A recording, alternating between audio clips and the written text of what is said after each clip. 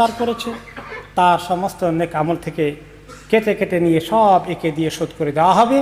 আর তার নেকি যদি শেষ হয়ে যায় তখনও মানুষের পাওনা বাকি থাকলে মানুষের গুণাগুলোকে তাকে দিয়ে ওই মাজলুমকে জান্নাতে দেওয়া হবে আর তাকে টেনে জাহান্নামে উপর করে নিক্ষেপ করা হবে। এইভাবে আল্লাহ তাআলা মানুষকে জুলুম থেকে দূরে থাকার জন্যে আমাদেরকে কত কোরআনে এসেছে, কত হাদিসে এসেছে এই কথাগুলো। আমরা এই সমস্ত ঘটনা প্রবাহ থেকে যখন দেখি যে জুলুম যারা করেছে তাদেরকে আল্লাহ তাআলা কীভাবে পাকড়াও করছেন, কত শক্তির অধিকারী, আজকে অসহায় হয়ে গেছে।